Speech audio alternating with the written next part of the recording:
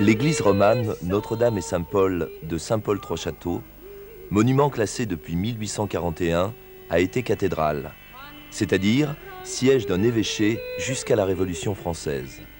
L'évêché du Tricastin n'a pas été rétabli en 1802, mais rattaché à celui de Valence. Il s'agit d'un des exemples les plus achevés de l'art roman provençal, avec l'église de Sainte-Trophime, d'Arles. Simplicité des plans, élégance des volumes et abondance des références antiquisantes, dans des territoires fortement marqués architecturalement par la présence romaine, en sont les principales caractéristiques. Édifiée de la première moitié du XIIe siècle au début du XIIIe siècle, en pierre du Midi, des carrières voisines de Saint-Restitut, elle recouvre sans doute l'emplacement d'une église antérieure. L'unité de son style est d'autant plus remarquable qu'elle a connu de nombreux dégâts au cours des guerres de religion à la fin du XVIe siècle et pendant la Révolution française. Mais les restaurations du XIXe siècle ont supprimé la plupart des adjonctions post-romanes et parfois même ont reconstruit dans le style roman. Seule, au sud, la chapelle Notre-Dame l'épiscopale, élevée par l'évêque Étienne Genevès en 1460, et la voûte d'ogive du porche viennent signaler la présence du gothique. Selon l'orientation classique, la façade principale est située à l'ouest et s'ouvre par un portail en plein cintre, dont la voussure est ornée de masques humains surmontés de feuilles d'acanthe. Les portes en bois datent du XVIIe siècle et sont sculptées de deux figures de la Vierge et de Saint Paul.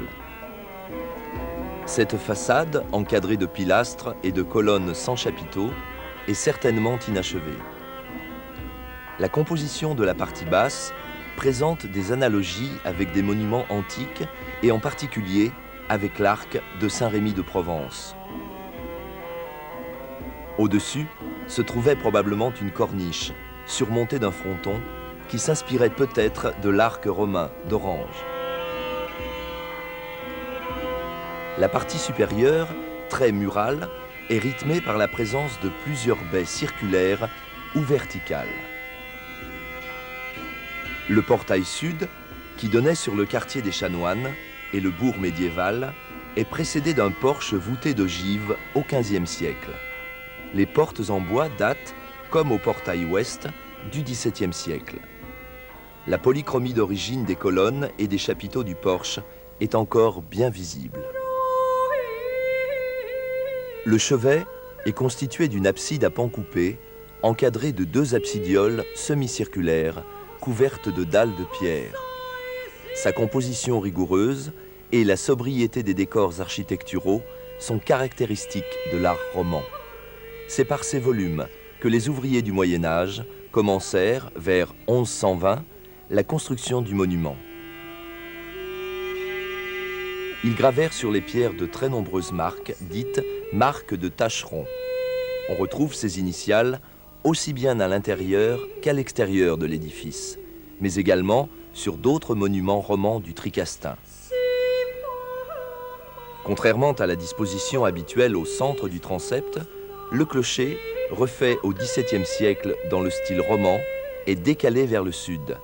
La toiture pyramidale date du XIXe siècle. La façade sud, ouverte sur la ville, rassemble les éléments les plus décorés de l'édifice. Porche, bas-relief figuré, gargouilles. C'est là que s'expriment le plus abondamment les références antiquisantes de la sculpture. Corniche, pilastres cannelés et chapiteaux corinthiens n'ont rien à envier à de nombreux monuments romains du sud de la France, comme la maison carrée de Nîmes, par exemple. La façade nord, tournée vers les remparts et, jusqu'en 1850, vers un cimetière, est au contraire particulièrement austère. Seules des arcatures aveugles animent le mur du transept.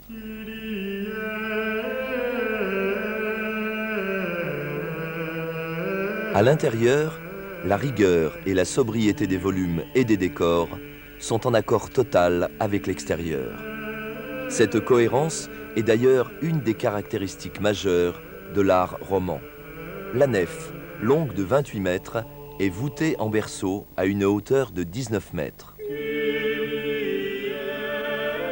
La croisée du transept est surmontée d'une coupole, réalisée au XIXe siècle dans le style roman. Dans le chœur, l'abside centrale est décorée de nervures plates qui prolongent visuellement les colonnes cannelées du niveau inférieur. Aux angles de la nef, sous le départ des voûtes, les 4 symboles des évangélistes, ici l'ange de Saint Matthieu, sont sculptés dans la pierre.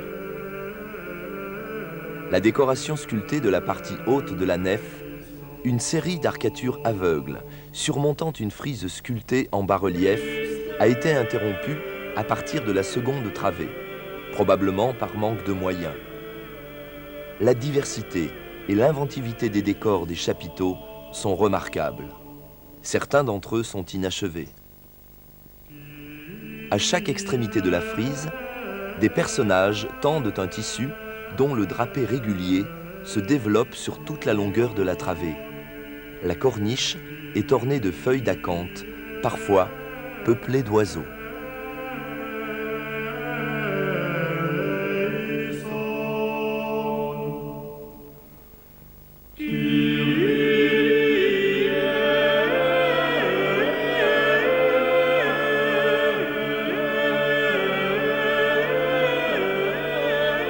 Dans la partie basse de la nef, une sculpture en bas-relief, probablement du XIIe siècle, mais malheureusement très endommagée, représente un jugement dernier. Son positionnement, un peu inhabituel, le rendait cependant bien visible par les fidèles qui pénétraient dans l'église aussi bien depuis le portail méridional que depuis le portail ouest.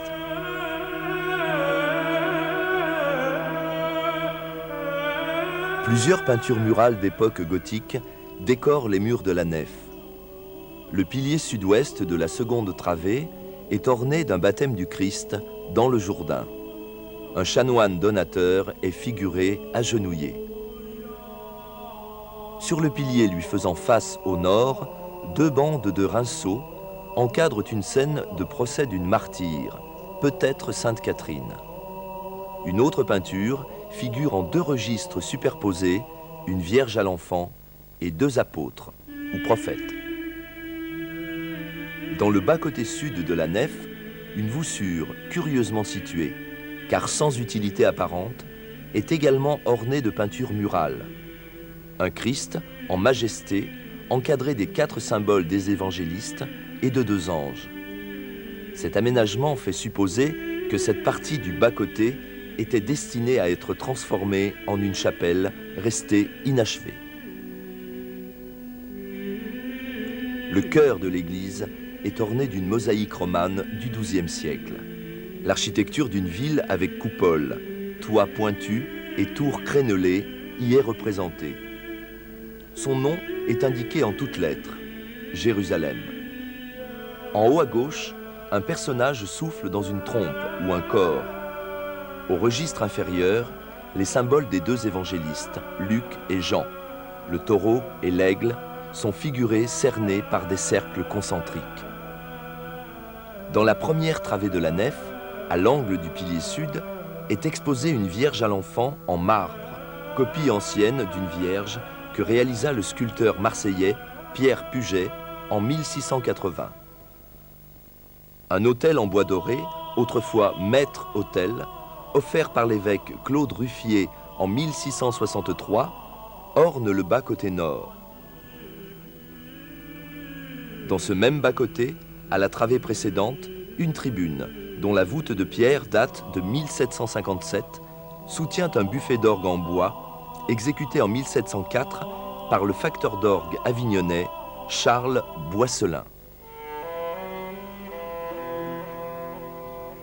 Parmi les nombreux édifices romans du Tricastin, l'église Notre-Dame et Saint-Paul de Saint-Paul-Trois-Châteaux est la plus monumentale et celle dont le programme décoratif était le plus ambitieux.